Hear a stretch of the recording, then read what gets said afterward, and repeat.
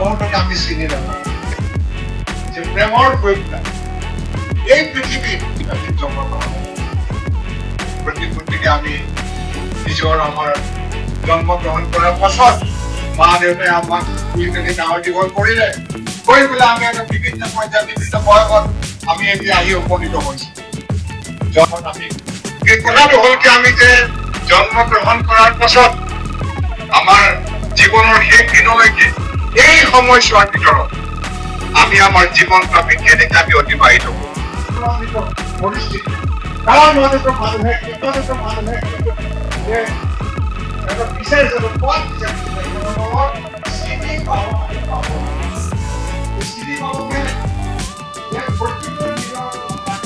তেখেতসকলেই কিন্তু সেই তেখেতক এই পৰম ভোগসকলৰ সন্ধান পায় আৰু সেই পৰম ভোগৰ সন্ধান পাই তেখেতসকল যুক্ত যি তেওঁ সৎনাম যে লৈ আহে এই সৎনামৰ জৰিয়তে আমি তেখেতসকলৰ লগত আমি যুক্ত হওঁ ঘৰত কিমান এনেকুৱা পৰিয়াল আছে যাৰ ঘৰত মানে খুব শান্তি শৃংখলা বজাই ৰাখিছে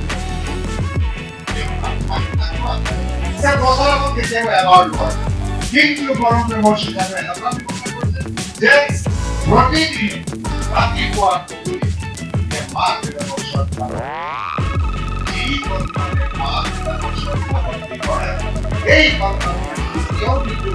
বিপদৰ আজি এই সন্তান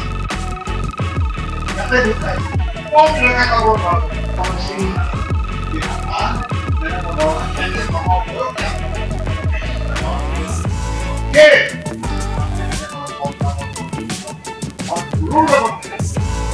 এই ব্যৱস্থা যদি আমাৰ প্ৰতিটো পৰিয়ালক আমি ধৰিব নোৱাৰো যে মোৰ কি ভুল এই ভুল যদি আমি ধৰিব পাৰিম তেতিয়াহ'লে কিন্তু আমাৰ সম্পূৰ্ণ যেতিয়া আমি যেতিয়া কাপোৰ কানি পিন্ধো মূৰত যেতিয়া আমি ধুনীয়াকৈ ধনিয়া যেতিয়া আমি কৰোঁ ধনিয়াও তেতিয়া কি কৰোঁ আমি এখন আইনাৰ ওচৰত থিয় হওঁ আইনাৰ ওচৰত থিয় হ'লে আমি ঠিক গম পাওঁ মোৰ চুলিখিনি ঠিক আছে নে নাই কাপোৰ কানি ঠিক আছে নে নাই আমি বেলেগে ঠিক থাকোঁ এখন আলচি কাপোৰ লুকিং গ্লাছ আমাৰ জীৱনৰ চালচলনত য'ত ভুল হৈছে এই ভুলবিলাক ধৰিবৰ কাৰণে তেনেধৰণৰ আইনাৰ নিচিনা এজন আমাক আদৰ্শ লাগে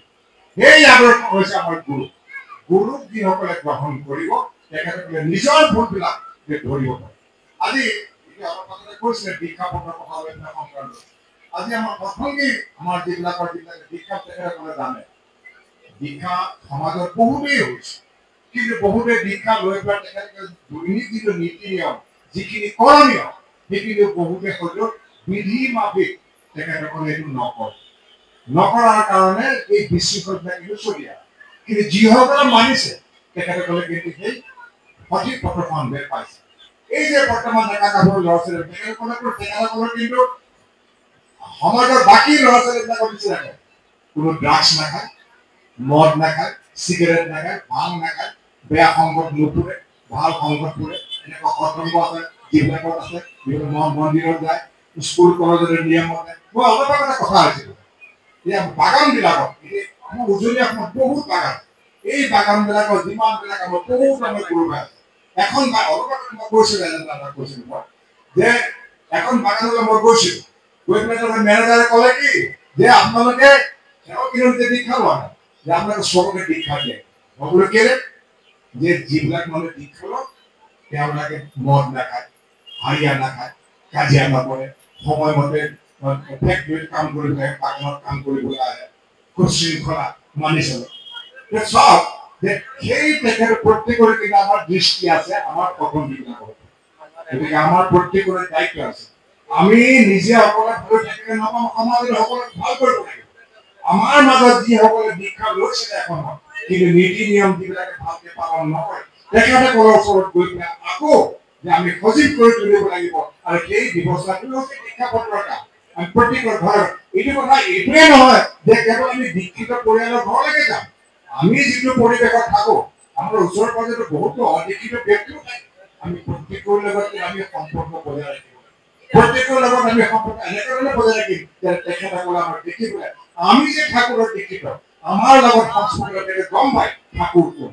ঠাকুৰকো বহুতে দেখা নাই, আচাৰ্যদেৱকো বহুতে দেখা নাই, কিন্তু আমাৰ মাধ্যমত আমাৰ আচাৰ আচৰণ কথা বতৰা ভাৱ ভংগী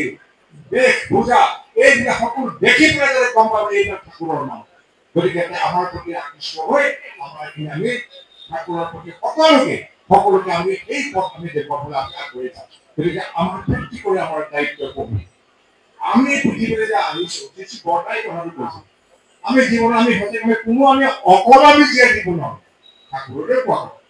আমি প্ৰত্যেকৰ ব্যক্তিটো আমি ব্যক্তি আমি সমষ্টি লৈ পেলাই আছো, আমি এটা পৰিৱেশ লৈ পেলাই আছো, কিন্তু আমি ব্যক্তি আমি নিজে আৰু আমাৰ সমষ্টি লৈ থাকিবলৈ হ'লে আমাৰ আৰু এটা আমাৰ কেন্দ্ৰৰ দৰকাৰ আৰু সেইটো হৈছে কোন সৎগুৰু তাৰ মানে ইষ্ট। এই ইষ্ট এই সৎগুৰু আৰু মই যে ব্যক্তি আৰু সমাজখন মোৰ পৰিৱেশ যদি সকলোকে লৈ পেলাই যদি আমি চলিব পাৰো তেনেহ'লে কিন্তু আমাৰ জীৱনটো কিন্তু সুগম হ'ব, আমাৰ জীৱনটো কিন্তু সাৰ্থক হ'ব। প্ৰত্যেক মানুহে প্ৰেম প্ৰীতি ভাল পায়, আদৰ সাদৰ ভাল পায়, সন্মান ভাল পায়, কিন্তু সেইটো কৰিবৰ কাৰণে আমি নিজে প্ৰথমতে আমি সেইখিনি আমি সেই তেনেকুৱা ধৰণৰ চৰিত্ৰ আমি গঠন কৰিম। আমি চৰিত্ৰ কথা আমি কেৰেক্টাৰ আমি কথা কৈ থাকোঁ, কিন্তু কেৰেক্টাৰ গঠন কৰিবলৈ আমি আনৰ কথা আমি চিন্তা কৰা আমি নিজক আমি প্ৰথমতে ঠিক কৰি ল'ব লাগিব আৰু নিজক ঠিক কৰাৰ উপায়টোৱে হৈছে সৎগুৰুৰ নাম সৎগুৰু হয় সৎ নাম মৰণ কৰি সৎ আশ্ৰয় লৈ কৰিব। আমাৰ সমাজত আগতে কৈছিল আমি যিহেতু আমি অকলে থাকিব নহয় সকলোকে আমি লৈ থাকিব লাগিব। গতিকে আমাৰ যিখিনি কৰণীয় সেইখিনি কিন্তু কোনো গাফিলতি কিন্তু হ'ব নোৱাৰে। আমাৰ শিক্ষিত মানুহৰ কথাই কৈ আছো দীক্ষা লৈছো ঠিকেই আমি ঠিক ঠিকভাৱে ইষ্টভূতি কৰিছো নে নাই, নাম ধ্যান আমি কৰিছো নে নাই, প্ৰাৰ্থনা আমি কৰিছো নে নাই, আমি 30 দিন হ'লে মানে ইষ্টভূতি আমি পঠাও নে নপঠাও, দেওঘৰত আমি গৈ পেলাই আমি গুৰুগৃহত আমি যাওঁ নে নাযাওঁ, আমি ওচৰত যিবিলাক মন্দিৰ কেন্দ্ৰ আছে সেই মন্দিৰ কেন্দ্ৰবিলাক আমি কিমান আমি যাওঁ, তাত আমি ঠাকুৰৰ তাত প্ৰতিষ্ঠিত হৈ আছো, এই তাত প্ৰতিষ্ঠিত মন্দিৰ কেন্দ্ৰ কেনেধৰণে চলিছে এইবিলাক বিষয় যদি আমি সচেতন হওঁ, যদি আমাৰ ইনকুইজিটিভনেছ আমাৰ অনলি কনফ্লিক্টটো ভাৱ যেতিয়া থাকিব সেৱাৰ যেতিয়া আমাৰ ভাৱ থাকিব তেতিয়া দেখিব যে আমাৰ প্ৰত্যেকৰ জীৱনৰ ফলত আমাৰ অভাৱ অভিযোগ থাকিব পাৰে, বেমাৰ আজাৰ থাকিব, এই সকলোবিলাক লৈও আমি জীৱনটো আমি উপভোগ কৰিম। কাৰণ আমি নিজৰ তাকে সেইকাৰণে ঠাকুৰ আকৌ হয় পৰম প্ৰেম প্ৰেমৰ পৰম প্ৰেমময় অধিকাৰী। এই পৰম প্ৰেমৰ নীতি বিলাক যদি আমি মানি চলো তেতিয়াহ'লে আমাৰ জীৱনটো এতিয়া ক'তে ক'ব ঠাকুৰটো নাই, ঠাকুৰ নাই শিশি বৰ্মা তেখেতৰ পত্নী শিশি বৰ্মা নাই, কিন্তু ঠাকুৰ যিটো ঘোষণা কৰি গৈছে আচাৰ্য পৰম্পৰাৰ মাধ্যমত এই আচাৰ্যৰ লগত যদি আমি যদি সংগ কৰোঁ তেনেহ'লে কিন্তু আমাৰ জীৱন কিন্তু ঠাকুৰে একানুৰক্তি তীব্ৰতা আৰু ক্ৰমাগতিতে জীৱনৰ সৌন্দৰ্য আৰু সাৰ্থক। একানুৰক্তি একৰ প্ৰতি অনুৰক্তি তীব্ৰতা আমি কিন্তু